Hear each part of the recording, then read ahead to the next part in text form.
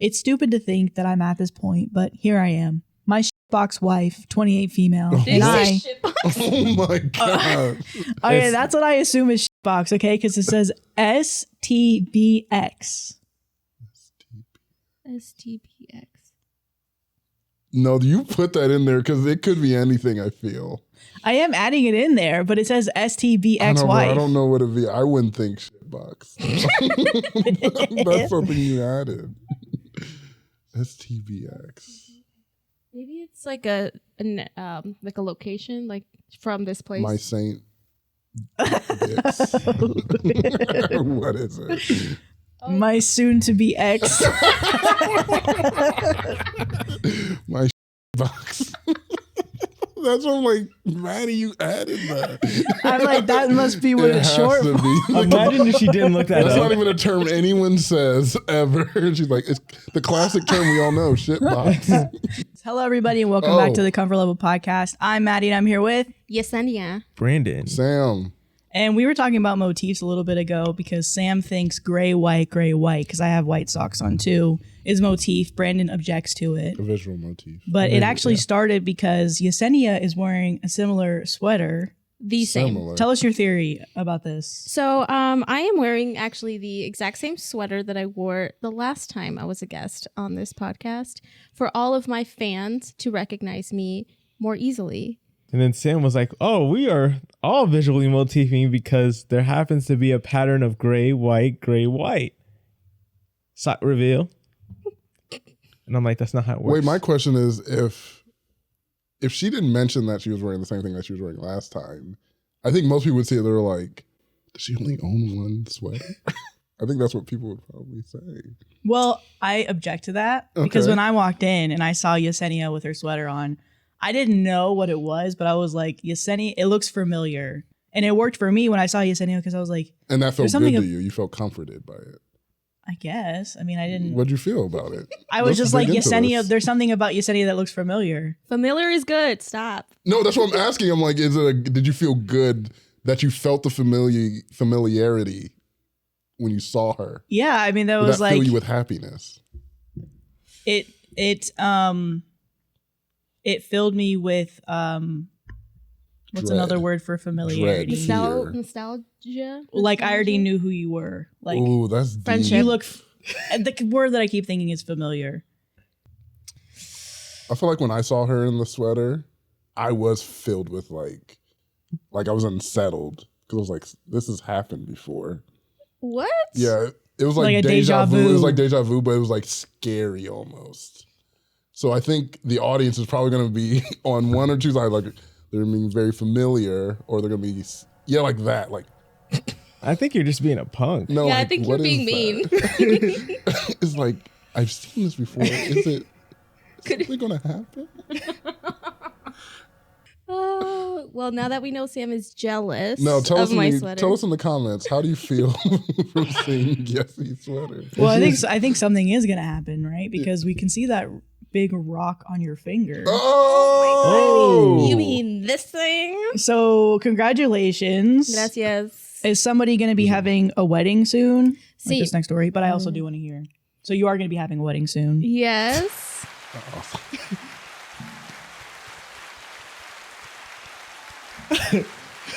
The funny part is I thought she was frantically looking for the applause button, and then she said like this next story, but I actually do applause. Yes, August 2nd. Ooh, actually this might be posted around that time. It can't be. Are you serious? We're like a month ahead. So it'll be June. It's almost June. June to July, June. and then August. So this might be posted around when you're getting married. So. Hopefully before. That's crazy. Congratulations to that. Yeah, that's not it's good. the day of. Yeah.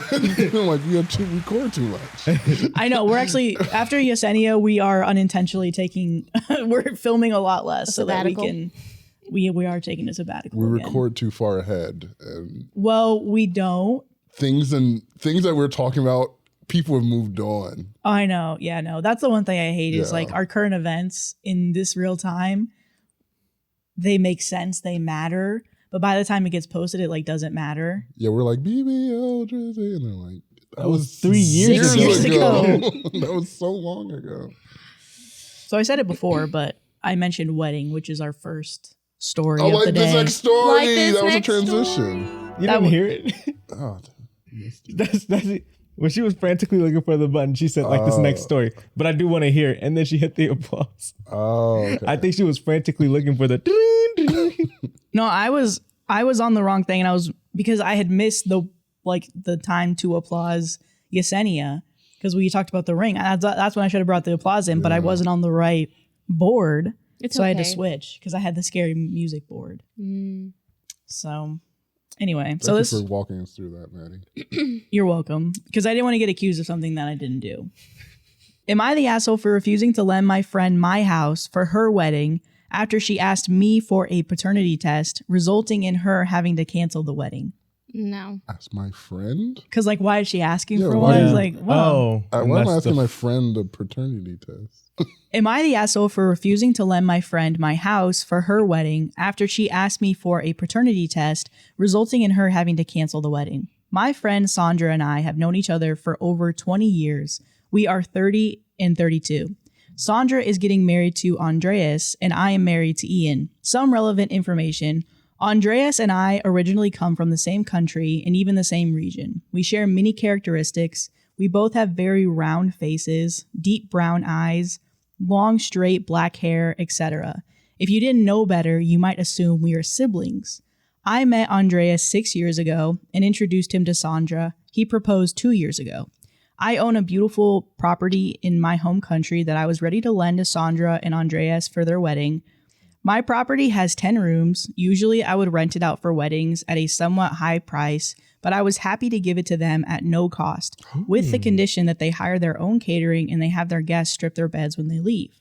The issue is, 3 months ago, Sandra became more reclusive. She wouldn't answer my texts, and we didn't meet up. 2 weeks ago, she appeared at my door with Andreas. They sat us down, my husband included, and she suspected that my daughter is actually Andreas's biological daughter and requested a paternity test for peace of mind. I was so shocked that I couldn't say anything. My husband lost his temper and raised his voice, telling Sandra that she was being absolutely stupid. Sandra pointed out that my daughter looks like Andreas. I explained that Andreas and I look alike. She kept shaking her head and saying my daughter would look more like my husband and not like my exact copy. That evening ended poorly. I agreed to the test if they paid for it. The results came back last Friday, showing that Andreas was not the father. Oh, that was going to be. I'm like, oh, it is. Scandalous. We also did a test confirming that my husband is the father. Sandra cried and tried to hug me. I told her I didn't want that and that I didn't want to be friends with her for the time being. She kept saying her worries were justified and made a comment about women from your country being more likely to do that. No, she Oh. not. In that moment, I was filled with anger. I told her that she could forget about using the venue and that I didn't want her in my life anymore. She started crying, but I made her leave. Her and her mom had been texting me saying that they can't find a new venue. I still said no. 20 minutes ago, Sandra called me sobbing, saying that the wedding is off because of me. Am I the asshole? Nope. Should I have let her use the venue at the usual price or what? And then there's an edit and an update. No, because she's racist. Yeah. So goodbye.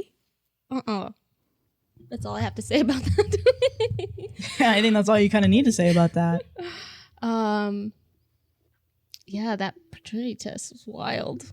And to be after, like, so we're good now, right? After, Yeah. It's just something your people do. I Yeah, just yeah. know. I was like, oh, It's crazy. So that venue. okay. Let's get back on that. Yeah. Yeah. I have nothing else to add. Paranoia just ruined that whole thing. That's crazy. I hate when people like try to think they know what genetics are. They're like, it has to be this way. You have to look this way. Yeah. That's not true. You can look like anybody. Like there are recessive and there are dominant traits, but like, does she know that? Is she a geneticist or whatever? Doctor? I don't know. Because my cousin, my dad's sister's son, looks exactly like my dad, which is his uncle. Like he looks like what my dad looked like when he was younger. And so people always, I mean, people aren't weird and they're like, oh my God, your mom had sex with her brother. But I'm like, yeah, where's the joke? They're like, it's just weird how genetics work because it's like, that is your uncle, but you look exactly like him compared to some features that your mom have, especially your dad. Like my dad and his dad don't look alike, but he somehow got my family's genes where he looks exactly like my dad. So genes are just weird. That same in our family. My brother got the bright green eyes from my grandma, but my mom, my dad, my sister, and I both have brown eyes. So he's the only blonde hair, blue eye one. Yeah, my sister looks exactly like my grandma did when she was younger because we saw a picture of her and I was like, oh my God, Hannah looks so much like her. Oh, that's weird. Yeah. Well, what do you do if, on the other side, if you do suspect that there's cheating? Because a lot of that, I think there is families that's weird. Like that person can look like that person. But sometimes they did cheat and that is another person's kid. Is there a way to like broach that in a way that's nice or no? Yeah, you can't just go by on the looks alone. You have to have like something else suspicious happening. Right. Like were there texts? Was he being weird? Was he, but also like weddings bring about some things. Like I'm starting to act a certain way and I'm like, oh, where the fuck is this coming from? Like, so I'm starting to do a lot of like what I did. So me and my fiance took a break 4 years ago because we were getting serious. We had bought our first house and we started talking about kids. And he was the longest relationship I'd ever had. And usually I would go from like boyfriend to boyfriend. I wouldn't really take a break. And I started like I started picking a lot of fights and like getting more jealous than normal. I'm a toxic jealous person. That's how I am. Awareness, hashtag. Hashtag awareness. Hashtag awareness, self-awareness. But I ended up leaving him because I was telling myself like, I can't be settling for him. Like I can't be settling, right? I'm not settling. This isn't gonna be forever. Like this can't be the one I'm gonna be forever with, right? Like is this it? Which sounds really mean, but I did date around and I'm like, oh yeah, he is the best I'm gonna do. So I learned to be grateful. This sounds really bad. No, I don't know. So you probably changed your perspective, right? Like you are now not thinking that you're settling. No, because I learned that that's my toxic trait is that I think that there's always gonna be better. Oh yeah. Even though Mark loves me and he's very handsome and he's my type and he's cared for me more than even my own family and has always been there for me. So when these feelings come around where I'm like, is this it? Like, I know that that's not real. Or when I think, but that guy's so much better. Like that's happened. It's like, I tell myself, okay, that's happened before. I know these feelings aren't real. You love Mark. You got this awesome ring. Like barely hold your hand up, girl. It's a little heavy over there. Oh my God. It's the hand. So there we are. We're correcting the record. Yes. I think it's good that we correct that. Yes. Yeah, that she loves her fiance. I love him. Yes. Because the funny thing is like, oh yeah, I was shopping around and I'm like, he's the best I could do. I think like maybe another way to put it is like, he's the best. He is the best. And I got him. Yeah. No, but I think it's good that you did the self-work to find out where that feeling was coming from. You're like, oh, that's a me issue. I love that part. Yeah.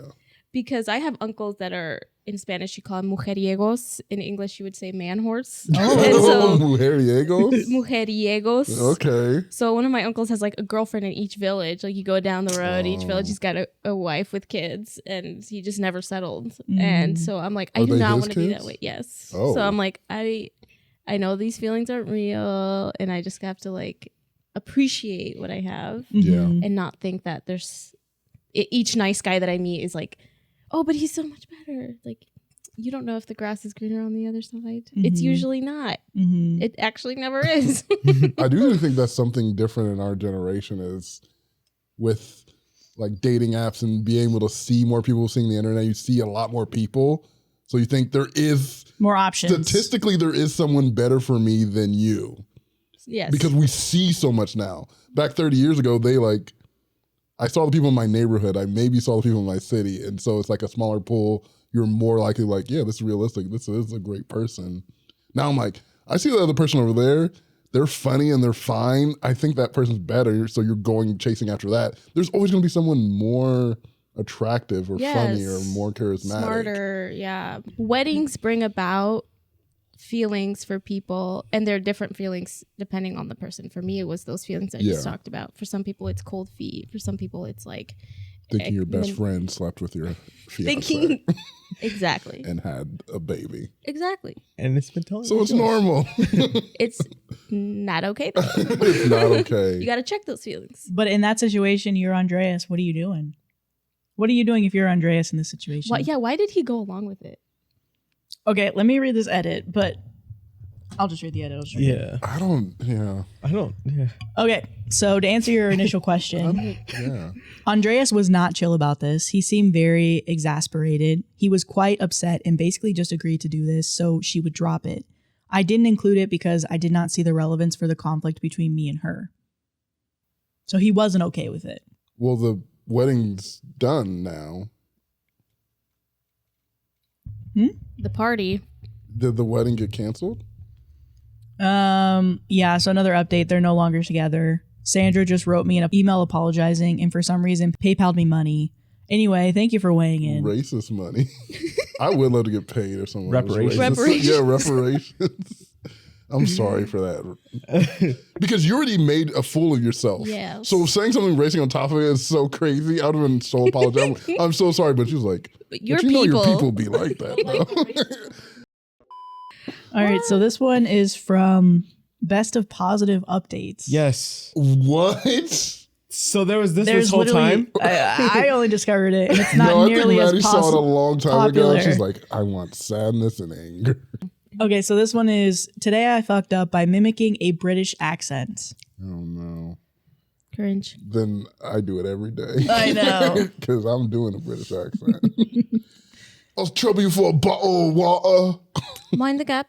And I know he can hear me. I know he can hear me. Have you seen that video of those two little girls on TikTok? No. I bet he can hear me. It's great. It's great. So, yeah, we do British accents. and I don't think the U.S. is going to stop anytime We're probably soon. not. No. We should be better. You guys make fun of American accents all the time. And plus, we can do that. And we like it. We like to hear it. So I like to hear British people have American accents. Yes. Or anybody. Remember that? Remember a little thing called the Revolutionary War? He said we could do that because we won. So good luck, England. Come at us. That was bro. a good one. That was good. Please, if you guys are an English viewer, please say something. Say hi. Stand or up. something. Stand Fight for up. yourself. Because we won.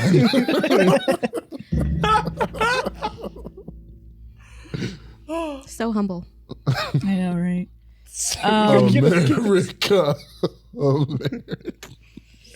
So today I fucked up by mimicking a British accent. For context, I'm working as a secretary at a hotel near me. Normally I am day shift, but the night shift worker's child got a fever, so I picked it up for her. Now I had picked up the shift about 30 minutes before she was going to go in, which meant I stayed awake the entire day during my normal day off work activities and was quite exhausted. So near the end of my shift, as my monster is wearing off, the hottest British man walks through the door. Like a normal human being, he says, hello.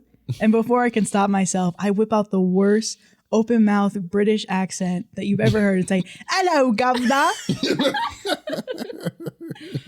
I look up at him, processing what I just did, cover my mouth in shock, and quickly apologize. All he does is let out a quiet chuckle. Britishly, though. It's so British of him. He asked for a room for 4 days. And of course, I find him a room as I wish for someone to come and strangle me with a pillow. Anyways, hoping he doesn't complain to my manager and hoping he doesn't enter the hotel at all while I'm working my shift the next 2 days. TLDR, I mocked a British man at work today. I think I might have to bury myself in the ground for the next 4 days. And then there's an update, but that's what we have so far. Cute. That's positive? Meet cute. Yeah. Well, I think the update's The update's possible. positive. Oh, okay, because they got to get married, right? What was that last thing that she accidentally knocked him over or what? No. She She was hoping somebody would come strangle her because she just said something dumb. But like towards the end, something about him. Was there another encounter? She's seen, yeah. She thinks she might have to bury herself into the ground for the next 4 days. Oh. Okay, so That's definitely update. a rom-com. Like, Yeah. That is Yeah. 100% the plot to a rom-com. Yeah. They just go on a date after that. And he's just like, ho, ho, ho, ho. And she's like, Yeah, like being goofy. She'll never see a guy like me, like looking for a girl like me. Yeah. I'm just so silly and yeah. I'm ugly. Like, I loved you from the first day. Wait, said, have you guys seen those videos where they reenact like the Debbie Ryans, where they're like, yes. Yeah. we should all do our best one, okay? Okay. She's a quirky girl. She'll never go for a girl like me. Oh, kiss me. Yesenia? I'm just a simple girl. Kiss me.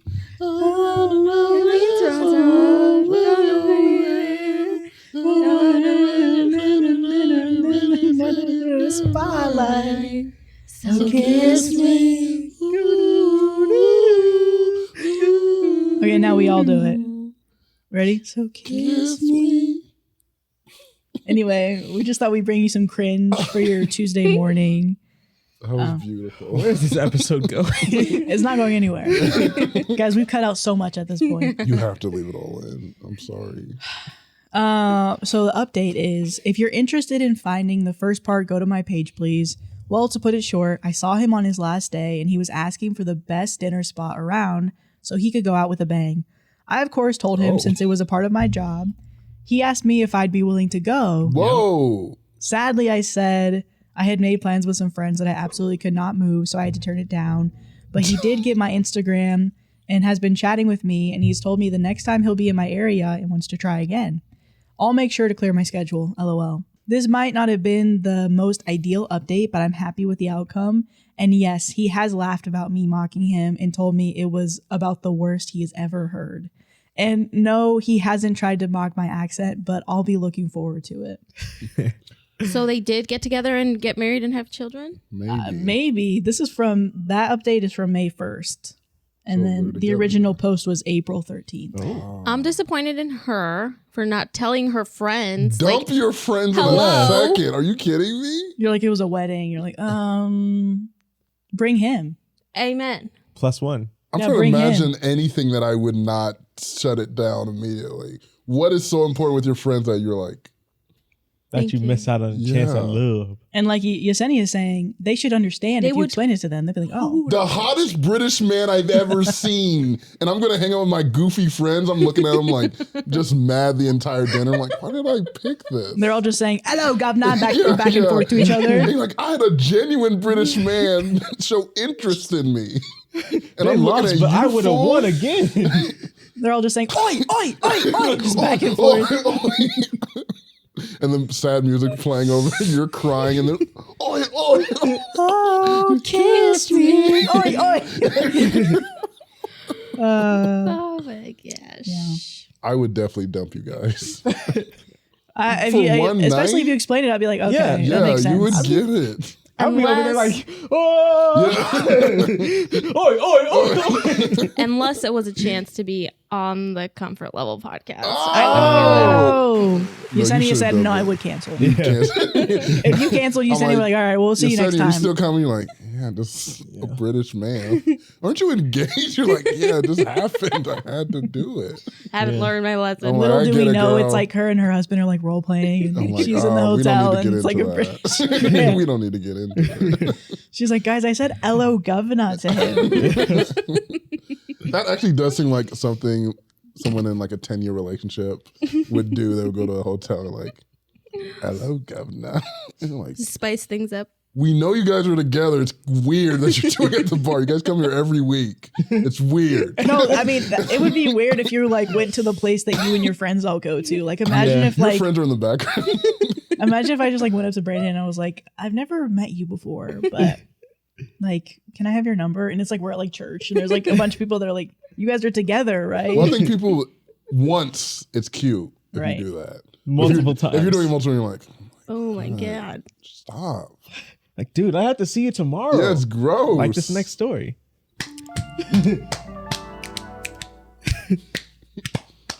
Spontaneous Spider applause clap. for that. Spider clap. So Husker doesn't get mad. Wow, you guys really want to go through the happy ones Oh, pretty quickly, huh? I thought we were going to tie it into wife. Me too, but Way to go, Brandon. Oh, my bad. Wait, did we do wife? No, we didn't do it. We did wedding. We did wedding. And British. I thought we already did wife. Now it's time for a white wedding. Okay, so this is meeting my 16-year-old son for the very first time tomorrow. Oh, wow. Good for you. Hey all, to make a long story short, 17 years ago, my girlfriend at the time came to me and informed me that she was pregnant. We were in the process of splitting up when we found out. She already had one child from another gentleman and was undecided about her next moves, but it was likely that she was moving back with her parents to get some life things sorted. Her parents are approximately 14 hours away. We discussed options and what each of us would like with respects to the child. It was agreed upon that our number one intent was to provide the child with a safe and stable household in which to grow up. Adoption was the direction we were leaning in. Fast forward about 6 months into the pregnancy, she makes the decision to get back together with her first child's father and to attempt to repair that relationship. We discussed what would happen with the child's upbringing and that father one would be willing to accept full responsibility for the child and would accept him as if he were father one's own. Fast forward again to the child being about 1 year old, I receive a phone call from the child's mother asking if I would like to meet. Just her and I discuss things and catch up. I agree, we meet and catch up. She gives me a couple of photos from the first year life. I'm also informed that the move back to be closer to the parents is happening at the end of the month. The only other contact that was made was approximately 5 years ago when I got an email with an updated email address for the mother. No other details were provided. One final fast forward to Sunday of last week, I receive a notification that the child's mother would like to connect with me via LinkedIn. It is of note that neither of us really keep any social media presence, as neither of us really see any point to it. Accepting the invitation, and I got a message via LinkedIn that said, "Hi OP, I apologize for seeking you out through business, but this was the only way I could find you to contact. This must be a bit of a surprise to hear from me out of the blue. I hope you're well. Child's name here is 16 years old. He's been asking questions about his birth father and genetics. I think he would like to meet you. If perhaps you might be interested, please contact me at phone number or email address. I only joined LinkedIn to be able to reach you. If you have concerns or would not like to meet, I would still appreciate a short reply just so I know you received this message. Again, I hope this finds you well. Mother's name." I'm completely shaken at this point. I have ebbed and flowed on the desire to reach out for years and have not done so as I have not wanted to overstep and deeply value a two-parent household, not a two-parent household plus another parent, with or without the spouse on the side. I reach out to the mother via phone and we have a short but pleasant conversation. They're living about 45 minutes away and have been for the last 12 years. We agree to meet for coffee and to catch up again the following day, Monday.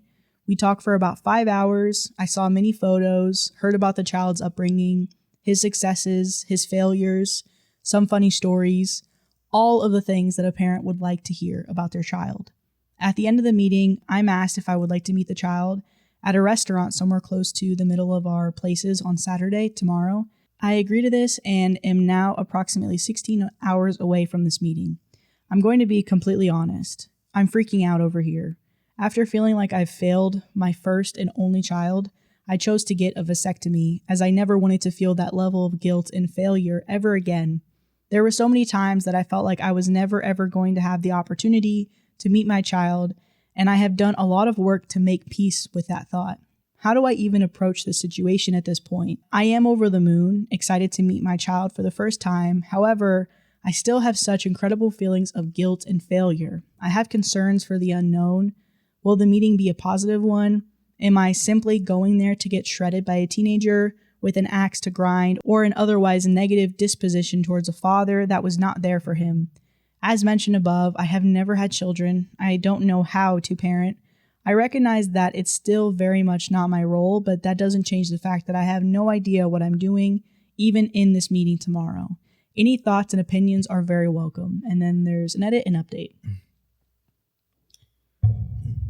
Good for him. I think that it's probably okay. Don't have any kids, just have 2 dogs. I think it's normal for people to be scared. I mean, anybody would when you're meeting a long lost, didn't know you had, or no, he knew he had him. Mm-hmm. Just hadn't seen him. But I don't think the kid's gonna be mean to him because the mom was really nice and the dad seemed really nice, and they're like, your kid's doing good. And they didn't like try to keep him from him. So I don't think he has anything to worry about. I think that's so wholesome. Oh my God. I love it. I think his feelings that he has of being like scared and nervous are normal. And I think it's just, I guess, good because even though he wanted to reach out, he was never going to. And I just hope that they can kind of understand like where he was coming from when he was thinking, I feel like I was going to be more of a burden to your guys' dynamic than helpful. And I wasn't even sure how much he was going to know about me and how curious he would be about me. So yeah, I hope it goes well too. But I can understand how he's feeling because even like being mainly raised by a single parent and then having your like other parent come in every once in a while, I feel like you do give those jokes of like, where you been? So it's like, but it's like, I'm joking, but I'm serious. No, I think they are real. Yeah. And I think it's a valid fear to have because even if the mom's nice, you don't know what the kid's going to respond like. So I think it's good going in not expecting necessarily a positive interaction just because when it's a parent and a kid you never met, there's going to be huge expectations. And I don't know if you ever go into a conversation expecting something and it's not quite what it was. It gets awkward or uncomfortable. Like that is going to happen, unfortunately. I think if you just stick through it though, like just be consistent, it'll be fine. But don't put too much on the first meeting either because the kid might be shy and not want to say anything. The kid might be angry. The kid might be happy, but you don't know. I would just be like, this is the result of me not seeing you for 16 years. So whatever is going to happen is going to happen. Yeah. I was going to say something. And then I thought Brandon was going to say something, so I put the thought out of my mind. But did you have something you want to say? No, you guys hit it all on the head. I don't have anything else to add. Some people have dads and others. Sam, please. Sam, it's... I thought he was really going to cry. Oh my gosh. Sam, please. Sam. Who's my dad? Sam. Does he not have a dad? Who's my dad? He doesn't know who his dad is. Sam, Oh, really? please. Who is he? Sam, please. Sam. Who's my dad? Yeah. It's all right. I don't know how to react to this. Yesenia said, I know you, but I don't know you. Woosa. It's mainly a joke. So this kind of happened in my family with my sister. Wait, let's explain what just happened. Okay. Because Yesenia doesn't know if that was a joke. Oh. At first I'm like, oh my God, he's really going to cry. I'm getting good at it. No, it's just a running joke about I ask who my dad is, and I implore the audience to tell me. So it's like one of those things where it's like, it's a joke, but also it's based off of real stuff, but he's not as affected as he makes it seem. Oh, okay. Thank I'm glad you're therapy. okay. Yeah. Woo! Therapy We love it. great. Okay, Yes. so what were you That's saying? your motif. Therapy. Oh, your dad thing. Your dad. Oh, my dad's my motif? You're Who's crying your dad? about That's it. your audio motif. He's like, now I'm mad about We that. got there. The story motif. I'm proud of that. So it's like the socks. No, it's not.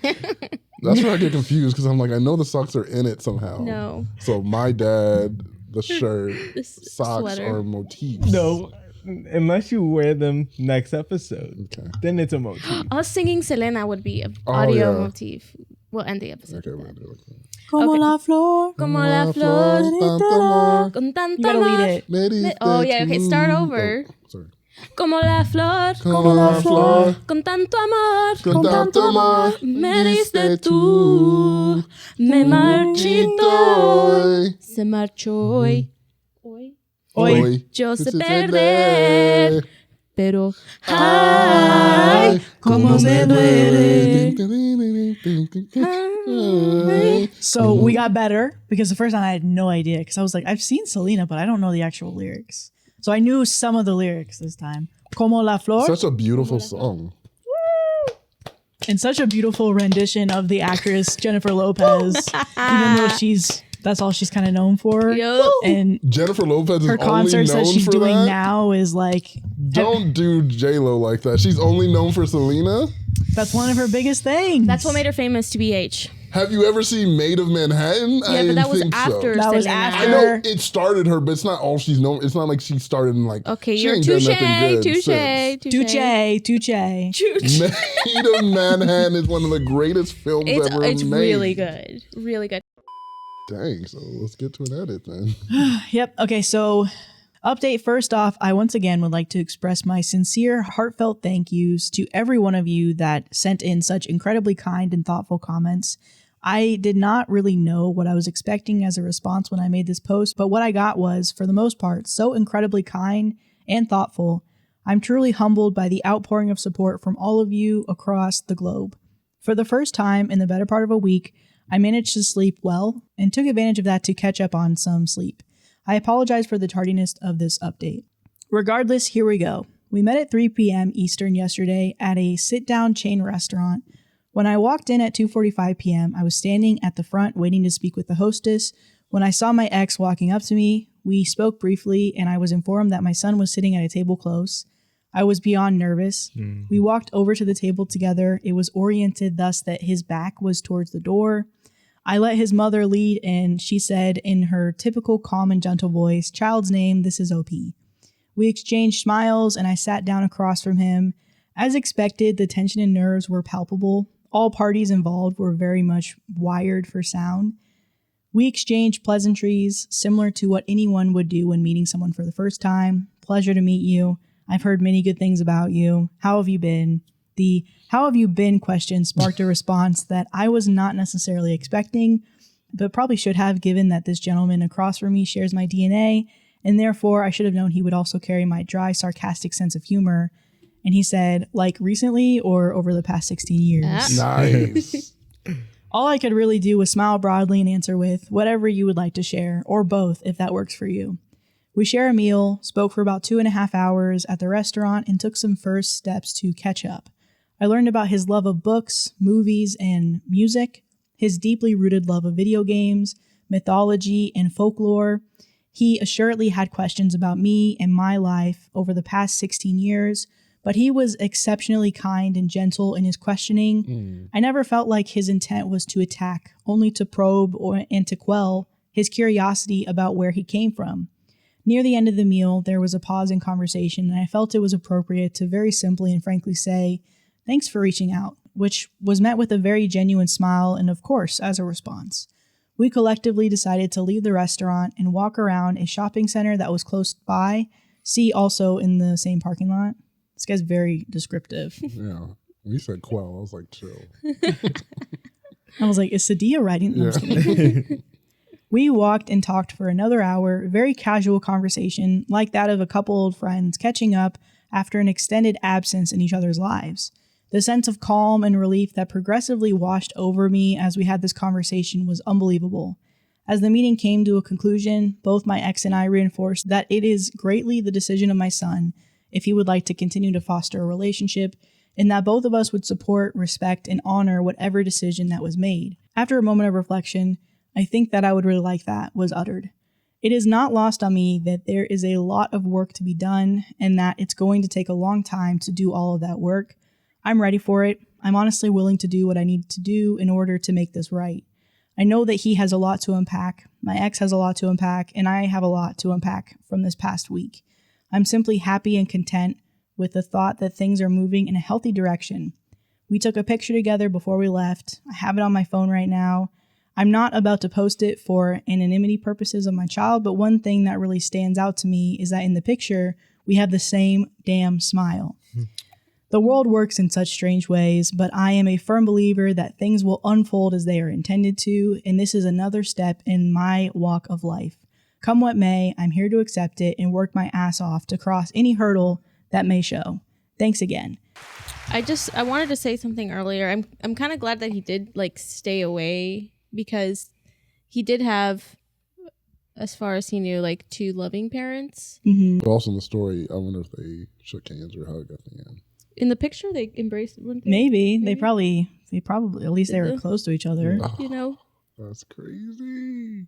Somebody, top comment is, what a palate cleanser. So I think a lot of people feel the same way about Reddit. You know, it's just maybe not the happiest things are happening. Well, because it's because we had that story the last, I don't know, a couple weeks ago, of the mother-in-law lied and said that it wasn't his kid. Mm-hmm. And so the husband breaks up with the mother, and they divorce for like 10 years. And then they find out like, oh yeah, the mother-in-law lied. It was your kid. And so she's like dealing with the hurt of that.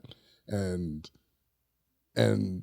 she's dealing with the hurt, and she doesn't know if she wants him in the kid's life anymore because of this lie and how he reacted to it. Because it's usually a lot of that. It's like the mother's hurt from the relationship, so they don't want to get the kid involved. The dad's bad or petty or some kind of thing, and it's usually that. So I love that everybody in the story, the mom, the dad, and the kid are like positive and very realistic about the situation. It's very sweet. Yeah. It makes me very happy. Yeah, and very open and respectful. Yeah. Mm-hmm. But maybe that's happening more often. People just don't write about it because they're like, this is boring. I don't think so. Yeah, maybe it was something that he thought he should write about because it was 16 years. Yeah. But maybe it's like, oh, I haven't spoken to my kid in like 5 years or something. Or I didn't know I had a kid, you know. Right. So who knows? This kid just showed up on my doorstep. There's a stray kid at my door. Hey, Dad. I'm like, not your dad. We all know. Okay, so this next story has an update, but it's kind of serious. Okay. So, am I the asshole for wanting to divorce my postpartum wife? Yes. Yeah. Asshole. Cue the comments. Men are more likely to leave a partner when they're sick or something. Assholes. We know it's going to come, so I'm saying it. Okay. They always say it. I just want to say it out there. Yeah. Am I the asshole for wanting to divorce my wife postpartum? It's stupid to think that I'm at this point, but here I am. My shitbox wife, 28 female. Did you say shitbox? Oh my God. Okay, that's what I assume is shitbox, okay? Because it says STBX. STBX. No, you put that in there because it could be anything, I feel. I am adding it in there, but it says STBX wife. I don't know what it'd be. I wouldn't think shitbox. That's something you added. STBX. Maybe it's like a location, like from this place. My Saint. What is it? My soon-to-be ex. My shitbox. That's what I'm like, Maddie, you added that.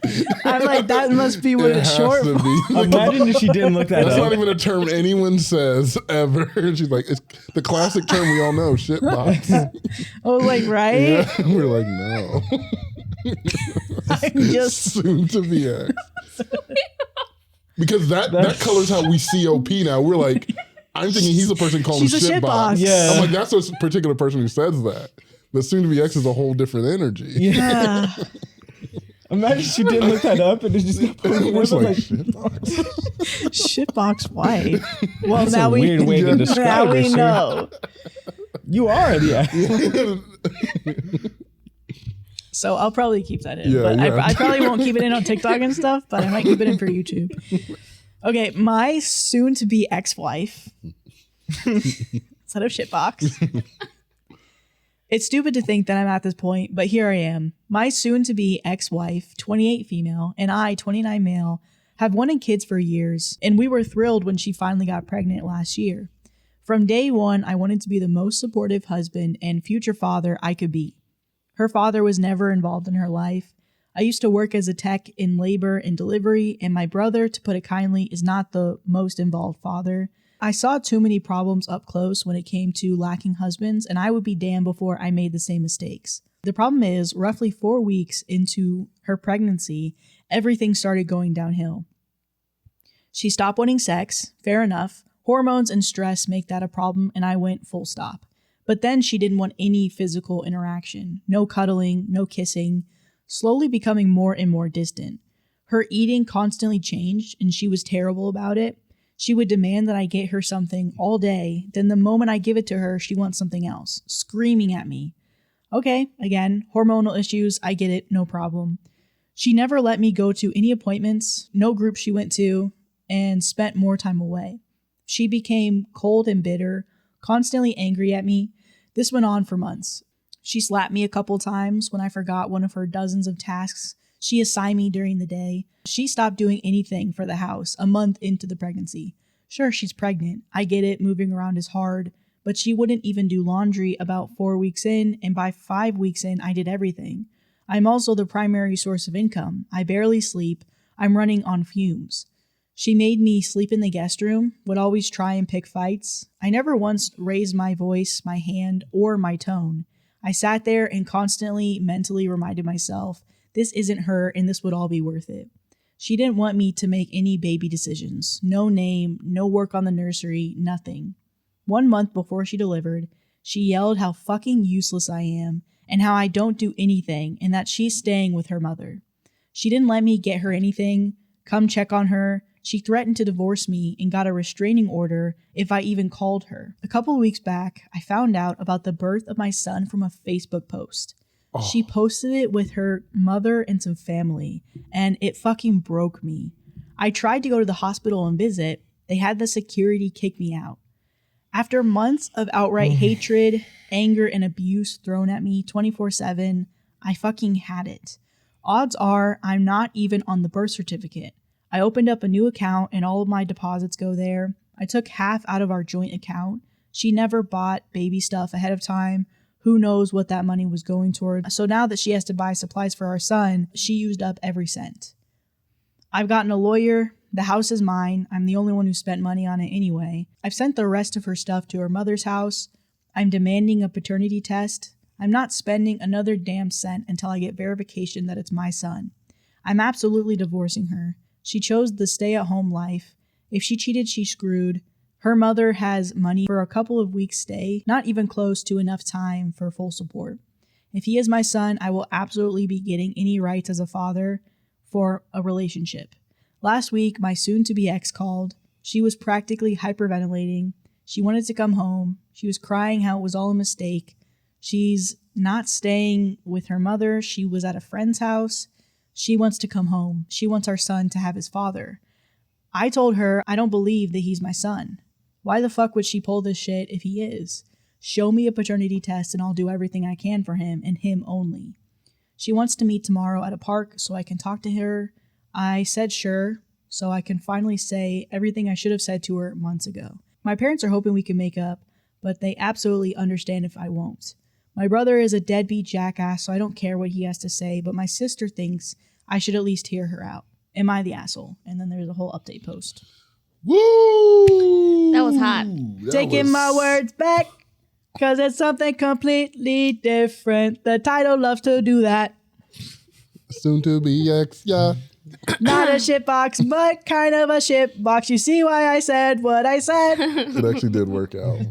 I do think in the story it is kind of nice to maybe hear what she has to say. But just going from his experience, if this happened over the entirety of the pregnancy, 9 months, and those specific things, because it wasn't just emotional things, which I think you can't explain away, but like shutting him out, not allowing him to make any decisions, and like, because the whole her being cold, that can be your perception of what she is. She might actually be cold. You just might have the perception. Mm-hmm. But if she's not literally making any decisions, like, nope, don't do that, don't do that. That is a different thing where I'm like, I don't know if I want to live with that over the course of time. Yeah. And it's kind of different for postpartum to me, because I'm like, after they have the baby and it's like medically documented what happens for some women after, I'm like, that's just something you got to ride out. But this was something that started from when you started having the baby and it's just continued. And then she just moves out. It's suspicious. Yeah. I don't like the fact that she still had the birth without him. Not like telling that would have broke me too. I feel like that's the one. I mean, there's a lot of points, but like that should have been the defining point. Like, okay, something is definitely not right here, because you can't do that over. Mm-hmm. It was a one-time thing. He wanted to be there, and now you can't. you can't bring that back. Yeah. Even like what you guys are saying of, okay, you had the birth without me, which is horrible. But I have found out through a Facebook post that my child was born. That is crazy. That hurts. That's hurtful. I can understand. But there were a lot of things, too, that he was saying. Like, in the beginning, it's like, okay, she's just pregnant. Maybe that's just what comes with it. But as time went on, you're like, no, this is wrong. Like, the way you're treating me is wrong. You're like a different person than you were. You're like, it almost seemed like she was using it as an excuse.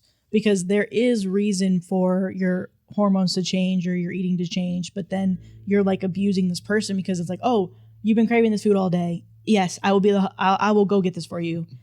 I get it for you. The moment I have the food in front of me, you're like, I don't want this piece of shit. Like, I want something else. It's like, I don't know. I mean, maybe moms can tell us something different, but you guys are literally creating a baby, so maybe the rules are different to some extent. But I think a lot of this is not okay. I think they should be different too a little bit. Like, I should be expecting to do more when you're pregnant. Yes. You just physically are not going to be able to do as much as you could before. So that stuff like labor and all that stuff, I'm like, I expect that. Yep. But I don't expect my wife to like change personalities and like be cold to me because of it. I get her being like irritated, frustrated, all that kind of stuff. But like becoming cold and like becoming my adversary in the house. Moving out? Yeah, that's where it's different to me. Being so angry that she yells at me and hits me. Right. Yeah. She might be feeling guilty about something. She cheated. That's what either she cheated or that baby is not. Or maybe she doesn't even know and she's mad at herself. That's embarrassing. Yeah. Embarrassing. Sorry, I was watching the Jump Olympics with Husker. Not the asshole. Someone mentioned peripausal psychosis. She needs to talk to a doctor, but sheesh, if I found out that my baby was born on Facebook, I'd be absolutely flattened. And then somebody else says, she was also physically abusive to him. This woman is not well. He's right to protect himself and divorce her. So I think that's something that we didn't necessarily mention. I mean, we were wondering, like, what's going on with her? Can we get more explanation? But yeah, even if you're not mentally well, that still doesn't mean that, like, that's still more than enough reason to be like, okay, I think I need to separate myself from you at this moment, because whatever is happening right now, like, whatever you're going through, you're changing the way that, like you're saying, you're changing the way that you're speaking to me. You're changing your behaviors towards me. You're not allowing me to be an equal partner parent in the situation. So there's something wrong, and I don't know if I can help you anymore. And at this point, it's matters about his safety as well. Right. Update, am I the asshole for wanting to divorce my postpartum wife? I had to speed up the process of actually talking to her since the story spread quickly around the internet, inevitably reaching someone involved with her friends or family, and now way more people I personally know are getting the details than I'm comfortable with. Oh well, my bad, LOL. So this is okay. Okay, It's okay. Yeah, we're back. Let's do it. Before I ended up chatting with her, I opened up to my parents and sisters about what was happening in detail. My parents were flustered at me hiding the more unsavory details, to say the least, and are probably going to make sure that I'm okay. My sister would probably have to be held back from thrashing her, so I had to get a friend to help with the chat since my sister would not be able to contain herself. So basically, within hours of the story going into the digital stratosphere, I called my wife back as quickly as I could to finally sit down and talk. We chose a local park this morning, and I had a friend of mine record the conversation from beginning to end. I was basically ready to hear the generic affair story and get out of Dodge. But of course, it got complicated. We met at a section with picnic tables and picked one far away from other people to avoid Get to the story. to avoid them getting wrapped in any awkwardness. She looked terrible, haggard, stressed, and thankfully without the baby. She tried to have the big emotional chat and whatnot. I wasn't tearing up or acting like the hardened badass. I frankly was just wanting to figure out what this was all about. I didn't even get to ask the question before the floodgates spilled. I'm going to attempt to relay this story as best as I can. I can't with this guy. Because Tell us it. Because even looking back on the recording, it's a mess. But also, it's because I don't believe it. So fair warning, it could all be fake. This all started with her mother. As I said before, my wife's father was absent. He started off well, having 2 sons with her mother before her. When her mother got pregnant with her, her father went from being the picture-perfect guy he was at first and slowly changed into a negligent, abusive, unfaithful, and unsupportive jackass, ending with him disappearing when her mother was delivering. He's been in and out of prison since. No one knows why he did it. The impression her mother always gave was a strong, resilient woman who withstood anything life threw at her and did anything for her kids. She also claimed to be in therapy for years. In reality, she has managed to conceal a deep hatred for men outside of her sons, but according to my wife, there was favoritism towards her. My wife also found out she stopped therapy almost a decade ago, but never told anyone. Her mother seemed to always have some slight against me, and now I know why. She was never hostile, but certainly wasn't warm to me, and hearing about her secret hatred, I kind of knew where this was going to go. Roughly about half a year before she got pregnant, my mother-in-law slowly began sowing seeds of doubt and bitterness into my wife. Apparently, she had a full mental break. She told her about me staying late at work, possibly hiding an affair, or that myself providing a majority of the income, setting her up for a hard divorce. Everything my mother-in-law's husband did to her, she convinced my wife I would do to her, and she pumped this position into her for months. My wife also idolized her mother, and compounding that with anxiety she suffered for years, she dove in deep. As soon as she got pregnant, like on the dot, she fell into a mental hole within days. And that's when her mom got a hold of her again. Hearing about her pregnancy apparently triggered something fierce in my mother-in-law, and it spiraled from there. She had my wife fully convinced it was happening again. Every single thing my wife did to hurt me was at the behest of my mother-in-law, combined with pregnancy hormones, an undiagnosed mental illness she claims to have, no confirmation, and stress. She completely lost her mind. She 100% believed I would bail, so she was punishing me first, culminating in her moving in with her mother and leaving me out of the birth. While I was sending the papers and starting the divorce proceedings, she kicked into full-blown postpartum depression, and when her mother finally got her, when she finally beat me, which I guess was her victory over her ex, did I mention she's fucking crazy?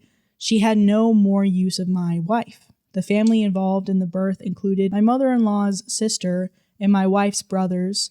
While my mother-in-law and her sister knew what was going on, my brother-in-law got fed the BS narrative my mother-in-law spun. When my mother-in-law was done with her plans, the entire facade came down, and my brother-in-laws found out everything upon questioning my wife, and they were horrified.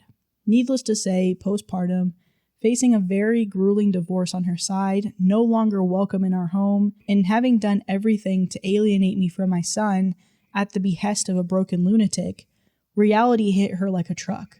She torched her entire life because her mother is a broken shell of a human who used her to enact her own self of justice. The very mother who washed her hands of her after she got what she wanted. Or at least this is the story she gave me. Frankly, there are many holes in the story. The starting point of the patterns of abuse, the claims of who was involved in the delivery, me being absent from appointments, the friend who she confirmed as female she was staying with, and of course, my alleged son's paternity. It seems way too fucking crazy to be made up. Who the hell will go to the effort to make this up facing what she was facing? As soon as she finished, she said she's setting up a paternity test and gave me the info that I needed. Within luck, it should be done in roughly a week or so, once I do my part. She gave the most sincere apologies any human being has ever given. She begged for another chance. I was frankly too stunned to say anything, so she left and promised to call soon. I don't think I can give her another chance. I don't think I can ever risk anything like this again. God, I'm still hoping she's just being a cheating psycho and spinning a sympathy story to try and throw me off, because this got way too complicated. Oh, that was foreboding at the end. This is a lot. The mother-in-law seems like a lot, and she's not going away unless she dies. But that's something, if I were him, I would have to like always keep in the back of my head. Like, even regardless what we do, like that mother-in-law, what are we going to do about her? Mm-hmm. She's kill her? No. Oh, okay. But I get what you're saying though. Like, if you were to continue the if he were to somehow save this marriage and be like, okay, I believe what you're telling me, they're still the mother-in-law always. Because once you get back together, wouldn't the mother-in-law be like, okay, my job isn't done, right? Yeah. Like she would go back. And they know now, so it'll be harder, but I'm still gonna do it. Right. I got a plan. I think that it's okay for him to ask for some time, and I hope like she should understand that. Like, Right. she fucked him over Mhm. and made his life shit for a long time, and so hopefully she understands if he's like, let me fucking think about this. Yeah. Let me process. Yeah. And a lot of stuff for her to work on too. Oh yeah. Because you know how she was describing how it was reactionary to what she thought he was going to do. She still did all that stuff to him. With it. Yeah. So there's a lot of stuff she needs to work on too. Like if they were to ever get back together to make sure. But I get what he's saying, where he was like, I can't do this anymore. Yeah. Because I understand that where if you were with a partner and they immediately switched up, even if they were having a breakdown and they need to work on themselves, I'm still going to remember the moments when, you know, in his example, that you hit me, that you spoke to me that way, that you didn't let me see the birth of our child. I don't even know if this is my child, you know? So that's still all those things that he has to go back from when he honestly doesn't need to. He could just be done. So. Because even if it was through the influence of her mom, she still did the action. So I'm like, it could have came from your mom, but you did it. So it doesn't matter who influenced you. You actually agreed to do it. Yeah, you had the choice at the end of the day. You took, I don't know. I feel like it's, unfortunately, the bads outweigh the good here. And that's horrible. Because we had that story that's similar from the other side. Like 3. Where the guy was like, his brothers and his dads were like, she's going to cheat on you. And so he ended up breaking up with her. Yeah. And then he wanted asked for forgiveness, and he told the story. And I agree for both sides. You should be able to apologize. You should be able to tell your story. That does not mean you're going to get back together. It's completely up to this person. If they want to stay with you, good for them. If they don't, good for them. Like, there's no right or wrong in the situation. If you don't want to be with her, I would agree to not do that. And then it's just going to be, his life is going to be interesting from now going forward, because if that is his kid, then it's just like having to deal with potentially, you know, just having to deal with, even if it's just barely like visits, like drop-offs. Yeah. Of like, that's, you know, your mom. And then also the weird things that parents try to do where they try not to influence their kids on what they feel about their parent, you know? Right. Yeah. And how that's not really easy, especially as they get older. Like, I feel like it's a lot easier for you to just like let go an insult where you're like, yeah, your dad or your mom knows. Yeah. I also think about it too, because if they are in the co-parenting situation, they still have to deal with the mother-in-law. I feel like maybe you could do something with the courts where you're like, I will not be, I feel like I don't know. Is there anything that they can do, guys? Because I feel like there's got to be something that can be done where you're like, you have like what is that? I guess a restraining order or like something where you're like, you and I are not allowed to be together. But I don't know if that's enough. Can you do a restraining order for like, you made my life bad? Because I'm like, can you do a restraining order if they're not doing anything illegal? Can you just like, I don't want to be near this person? Yeah, that's what I'm trying to figure out, if there's like enough evidence. But I think if I'm not mistaken, I think there has to be some sort of threat. Yeah. Well, like trying to put that on a police, like, this is what my mom did. And they're like, wait, what? Yeah. Okay, so top comment here. Holy fuck, man. I'm not saying that your story is fake, but if it's not, I wish it were, for your sake. Yeah. My ex-wife betrayed me in a way that made it impossible to trust her ever again. No matter what she did from that moment on, in the back of my mind, I was worried that she was doubling down on what she had done. Maybe not cheating, but that's possible in there too. Lying to the police was involved. No matter the feelings or the history, it's pretty damned hard to come back from that. I've made conscious efforts to intentionally trust people again, but I could never bring myself to trust her one bit. Over the last 17 years, she's done nothing to show that my inability to trust her was unwarranted. Best of luck, man.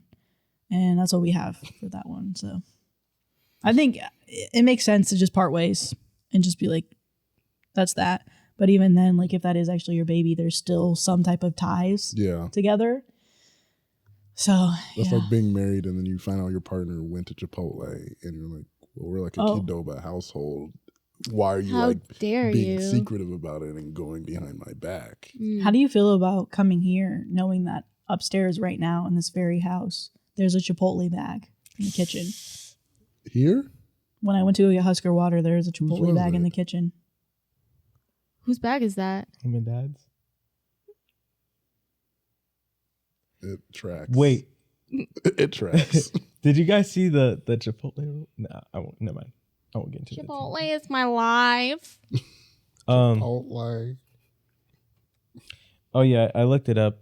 It has to be for the restraining order. How old were they, by Specific the way, elements in you that need to story? prove. Restraining order vary from state to state, but in general, you need to show a specific instance of abuse or harassment, such as sexual assault, violence, the threat of further abuse, behavior, or harassment. Oh. Editing Madi here, which means there was an update. So let's get to it. Final update? Well. This was all a fantastic waste of time. This is full of stupid information that doesn't matter, so here's what happened. It took me way longer than it should have to realize I should actually call somebody who saw her behavior when she left firsthand. I called one of her brothers. I basically word vomited and relayed the whole story and asked if they could verify, and they could not. Well, what actually happened was she started having an affair with a coworker roughly 4 months before she got pregnant. He gave her the affair partner spiel about how he was better and how she should go with him when she got pregnant. She immediately gets it in her head to abuse me, usual affair crap, eventually wanting to run off with him. The day she left, she did stay at her mother's house, but had all the intention to move in with him after giving birth. Before she delivers, she owns up and tells her family everything. My mother-in-law and brothers-in-law couldn't care at the time. They may not be crazy, but they still didn't like me. And from what she was telling them about her affair partner, they liked him. Affair partner was at the birth, high, and tried to start a fight with them. By then, wife already did a paternity test and it was his. Affair partner then disappears and she realizes that she's fucked. We had a solid prenuptial and my house is premarital, plus we live in an at-fault state. Around that time is when I called her out and split finances. She was deep in a hole with no way out, and in her mind, pitching a drama show about her family to me made sense to get me on her side. What was the plan for my paternity test? I don't know. What was she planning for whenever I interacted with the family again? I don't know. Why did her family go along with it? I don't know. How was she ever going to make up for the abuse? I don't know. Is there any truth to her tale about her mother? I have no idea, and I don't care at this point. This whole story was a desperate person and her toxic family gambling everything on a no-show, and only when they burned all bridges with me did they try and reconnect. I'm glad I called the brother who had any decency to own up to their nonsense. He realized how in deep he was, and that his sister didn't help with that, and he's finally done with his family's crap and wants to get away. He gave me a copy of the paternity test she gave to him. He sent dozens of messages she had with him and the family in the group chat, and I had enough proof for my lawyer to bury her. I texted her and I told her I knew everything. She's been messaging me relentlessly with the most vile things she can say, and I'm just forwarding it all to my lawyer. I'm still in awe how she tried to pull a last resort manipulation tactic with the story about her family, and it's actually kind of disturbing, but that doesn't really concern me now. Locks are changed, finances are already separate, I'm not the father on the birth certificate, and my divorce is getting ready to start. Probably will have no updates for a long time. Divorces take way longer than Reddit makes it seem like. And anyway, this was the best case scenario, and I'm actually giddy that I have a clean break. Huge sigh of relief. She could have at least told me the truth and spared the pointless drama. Update. I remember when we read this story, and it was super shocking. I was not expecting the update, and it kind of didn't make sense. And that's a lot more clear what now as to why it doesn't make sense is because it wasn't real. And maybe a lot of people could have guessed that in the beginning of like, oh, well, it was probably cheating and she just didn't want to admit to it. But this was a serious farce that she came up with. And she's like a piece of shit. I like never say that. but she really is. Especially as I've like, you know, been seeing Brandon's cut of the video. I was editing it myself. Shout out to Brandon if you're watching this. And I got to be reacquainted with the story, reacquainted with what we said. She's a horrible human being. Because now it makes sense why he wasn't at the hospital though, right? Because like she had a whole lie or whatever. But the original story was pretty messed up of like abusing this man, treating him horribly as he's like trying to support you, and he's doing everything that he can to be involved and to help you like give birth to what he thought was his baby, and then finding out on Facebook that he had a baby that was here in the world, like it was here. But it makes a lot more sense now because obviously it wasn't his kid and the dad was there. But like he goes on to say this was like her karma. And I'm happy at the end of the day that he does have a clean break. Yeah, I just wish all the best to this man because something that we don't always talk about is the fact that this is a real story. This is something somebody's actually going through. He went through an abusive partner who also cheated on him, and, you know, thinking that you missed the birth of your child, like your first child, like that's crazy. Like this is a roller coaster that this man's been through, and the best case scenario of the situation happened where he has a clean break, and I'm happy for him. So that's all the updates, and he's deleted his account. So they were 28 and 29, so pretty young. Golden time. It's the best years to dig. Golden times. Golden times. She give me money. And I ain't saying she a gold digger. Like this next story. But I ain't messing with no broke. Yes. This final story is, am I the asshole for telling my husband's kids how broke he was when we met after they insinuated that I was a gold digger? Not the asshole. No, you're just like showing evidence. I literally can't be a gold digger because he's broke. He doesn't have any gold to dig. There's nothing to steal. If anything, he's trying to dig in my gold. Yeah. Am I the asshole for telling my husband's kids how broke he was when we first met after they insinuated that I was a gold digger? I, 38 female, have been married to my husband, Rob, 52 male, for 4 years now.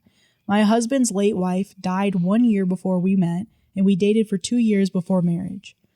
He has 2 kids, 28 Madison and 26 Brett. Note, I am not calling them my stepkids because they explicitly told me I'm not their stepmom, just their dad's wife. I didn't play a part in raising them, so I'm okay with that. It's always been tense between us. I've tried my best to be kind to them and have been generous when I can be, but they're very cold to me. Being a child of divorce, I can partially relate to a parent moving on, so I try not to force anything. Madison recently got engaged, and we are excited about it. Everyone was over recently, and she asked about a wedding budget from us, and Rob told her he was able to contribute $10,000. She has bigger hopes for her wedding than this, so she was very upset and kept asking for more. Rob, however, is still working hard on building his savings back up. Before his late wife died, he basically wiped out his cash savings, had to cash out his 401k, and even took a small mortgage on his house to cover medical costs as well as life expenses since he had to cut back on working. Eventually, he had to drop that job for a more flexible but lower paying one, so this $10,000 is actually really generous from him. Rob went to run an errand and it was just me and his kids. Madison then asked me if I was going to give any in addition to what her dad is giving. I told her we were a marital unit, and that's what we discussed together as a reasonable amount to contribute. She then said, I should have known. Obviously, you married an older man for what he did, not for what you could give. I knew she didn't like me, but this was the most flat-out rude thing she has ever said. I kind of lost it, and I said, excuse me? Who do you think has been paying the second mortgage your dad took out to pay his debts? Truth of the matter is, I make more than her father by a large margin. I have no debt, and I have been paying 70% of the household bills the whole time that we've been married. The $10,000 we're giving her is available because I've been able to subsidize her father's living expenses the last few years.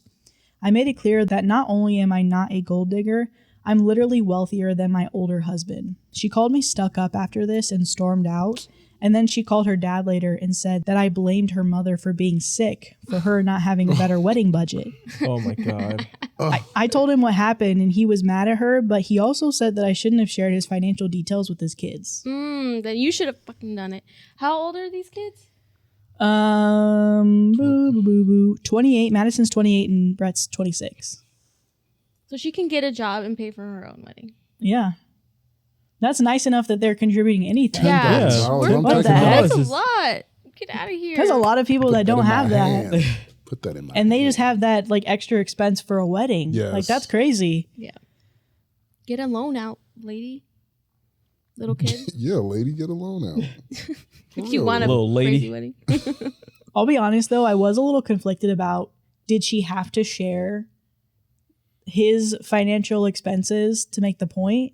And I say conflicted because I kind of get it because I'm like, I feel like there's no other way around it to like be like, okay, you were really rude to me. Let me correct you. But also, is there any way that you could have done it without outing your husband as being poor? No, I'm just kidding. I guess so. She could have been like, honey, this is how much I make, okay? Just so you know. And this is how much I made when I met your father. Just so you know. I guess you could have done that. Because I guess you kind of have to be like, no, I pay the bills here type thing. Oh, or, I see what you're saying. you know? Because Yeah, there has to be some sort of way where she could have said exactly what Yesenia was like insinuating.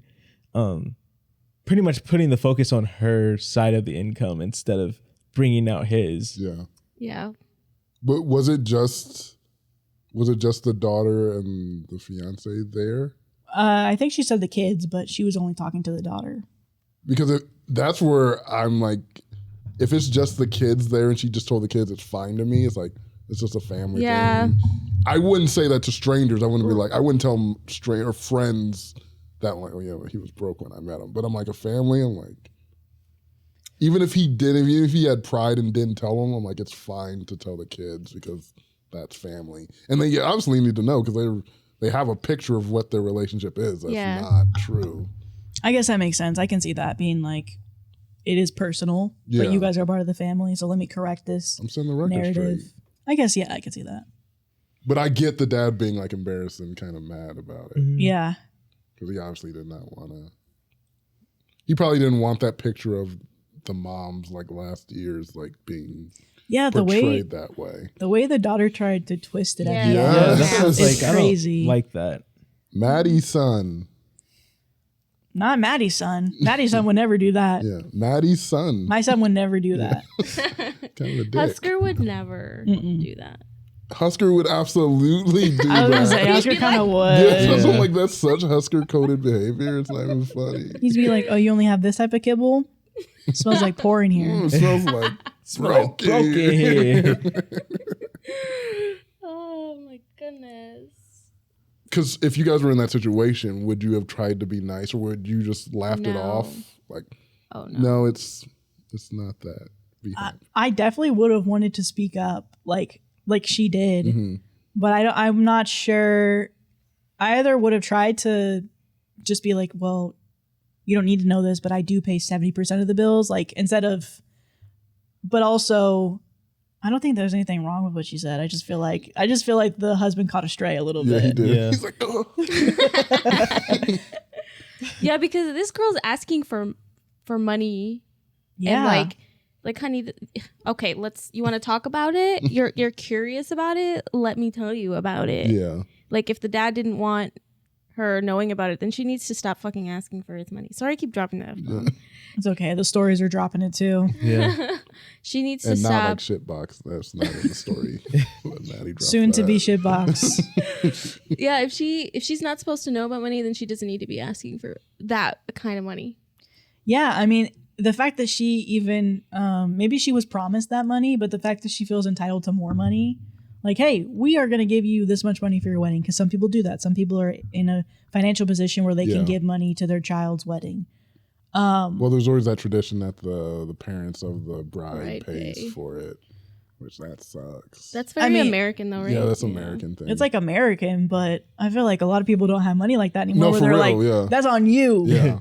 That wedding that you want, that's on you. I ain't trying to get married to your little friend. Figure it out, girly pop. Get married Not to your your little friend. But I ain't helping with that. That's your little friend. So, I mean, that is the way that it used to go, but I just don't know how realistic that is anymore. Yeah, so thanks, Yesenia, for being on. Yes. Es todo mi placer. Muchas gracias por tenerme. Es un honor. Honestamente, es un honor. Can you do our outro in Spanish again? Yeah. What is it? Thanks for watching. See you next week. Yeah. Oh, like and subscribe too. Thanks for watching, guys. Make sure you like and subscribe, and we'll see you next week. Gracias por ver Comfort Level Podcast. Nos vemos la próxima semana. No se les olvide hacer like y a suscribir. Sí. Adiós.